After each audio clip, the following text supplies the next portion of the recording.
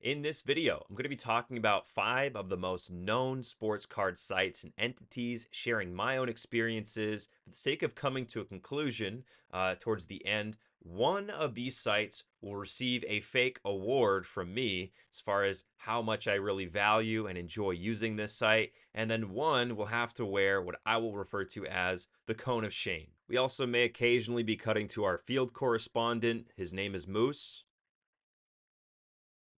Thank you, Moose. And with that, we've arrived at our very first sports card site, Whatnot. My experiences with Whatnot have been absolutely terrible. I have not used Whatnot, the app, nor the site, which I have pulled up, but as far as I know, everyone uses Whatnot on their mobile device. And the whole way that this app works is it feels like you're at a carnival, you're at the circus. There are so many different random people that are breaking boxes, opening, buying cards, selling cards. There's just so much chaos happening that you can often find yourself, chasing that dragon, so to speak, when it comes to certain cards that you might get extra, passionate about, extra sentimental about. The fact that Whatnot is very much centered on live selling in the very moment, like how, one person, you might not have any connection to them at all, but you happen to join one live stream, and they are, specifically trying to make you feel like the most valued potential buyer in the world. They're trying to pump up the value of these cards, these different athletes, and it is all very obviously for the sake of profit.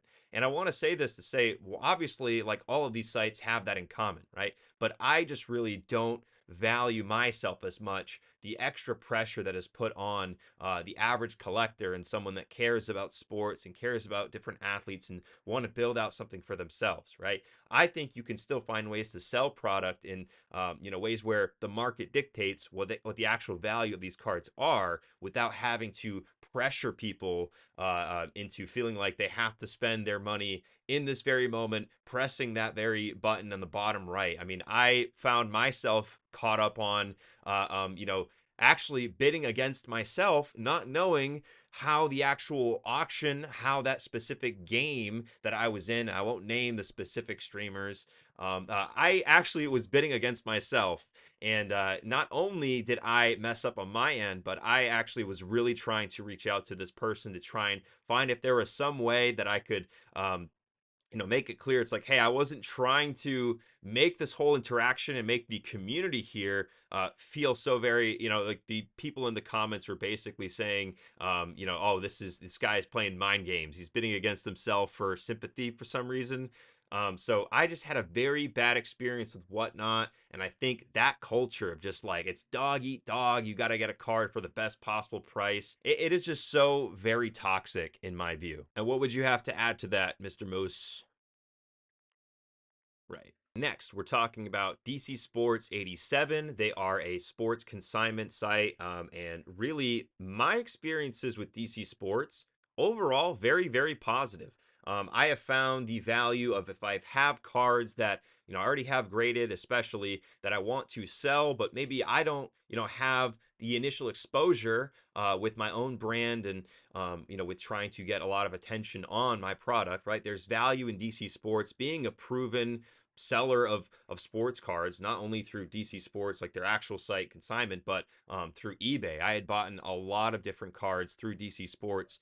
So I had already known, like through the way that they have a certain business card they put into different packages. I had already had the awareness of they had this extra service of, hey, if you just send in a bunch of cards, they can list them, and when they sell, on eBay, you don't have to worry about selling, like actually shipping the cards, sending them out yourself. So it does take a level of, not stress, but time away from you. And, you can really just focus on the bottom line, like selling these cards at the optimal time. They're also pretty good at putting them up pretty quickly once you send them in.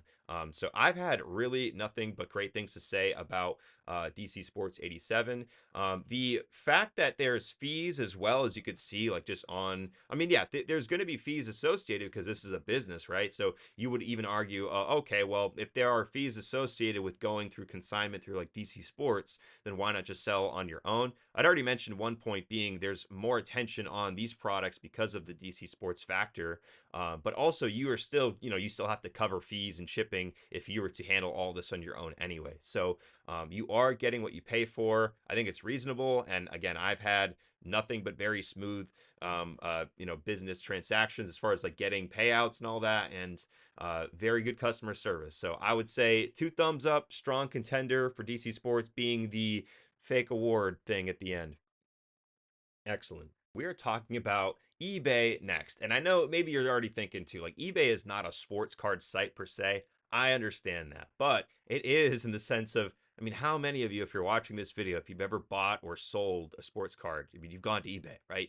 Even if you haven't actually sold something, if you have even explored like the research side, like understanding the different values, the seasonalities of like, hey, certain cards are worth more in this time of the year versus this time of the year. Like eBay is the directory. So I consider eBay to be a sports card site.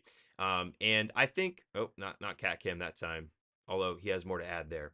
I think overall my experience with eBay has been good. Like there's value in the companies that are so massive and so big where it's like you can't take certain things personally, and they have certain processes and procedures in place to account for when something dumb happens. Like I think of how I at times have sent out a package to someone, right? And ultimately, I know that that package was sent. I, had given that package to a post office. I, could track where, like, there are so many ways that we as sellers on eBay can make sure our ducks are in order, but ultimately the customer can still be put at risk, right? They can still ultimately not end up with their package and have paid for it. So in those types of cases, there's value in eBay just having their own way of just making those things correct.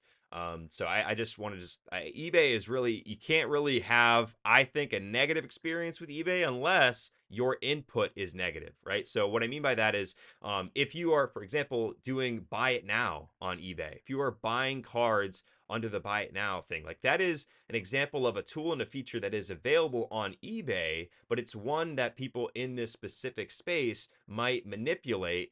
It's almost like in like a video game, there are certain things that you can technically do, but if you do, you're kind of taking advantage of certain other players that might not have the awareness of that same skill. I think of like drop shotting back in like the Call of Duty World at War days, but I'm getting too far off topic. Overall, I really enjoy eBay. Just there, whether it's looking for cards that are live on auction right now, whether it's from a research side, exploring previous sold prices, and then updating my own inventory. I mean, yeah, and obviously the shopping factor. It's so fun. So, what do you think of eBay, Moose?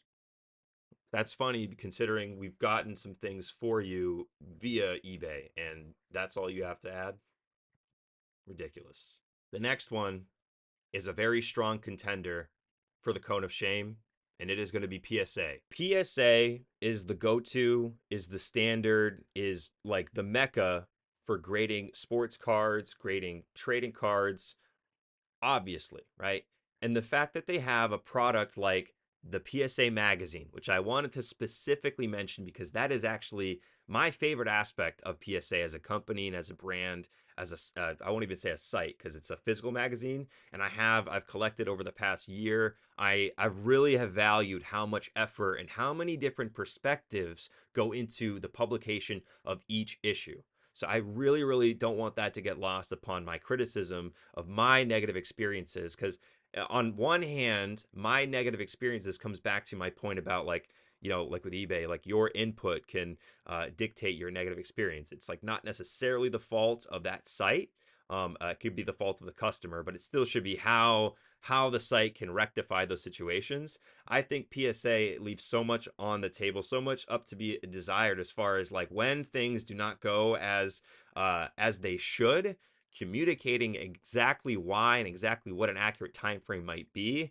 I really think there's so much there's so many arbitrary decisions and randomness and a variety of expectations you can have, and I understand at a certain level the value of like if you pay more you get preferential treatment, But if there's just this many people and these many cards coming in to get graded by them, I just don't even understand how you can. Uh, yeah, I guess I'm just having a problem with like they are trying to grade so many cards. Like everyone is so very reliant on this one company and are at the mercy of what they tell you is going to, like how long it's going to take to get these cards back. If a seven is an eight or an eight versus a nine, like then you get into grading cards overall. Take PSA out of it. Just like the overall practice of grading cards, it's like, is that even the most moral thing or the most ethical and uh, I just appropriate thing? Like why do they need to be graded in that way, and why does a 7 cost so much less than a 10 or a 9 even? um yeah, it's just a very interesting business to get into as is. It's so very creative. There's so many passionate collectors and cool cards and the history that they are sharing, but the product that they're offering, like the grading side itself versus how you are treated, you're just treated like uh one customer out of like billions and billions, it feels like, right?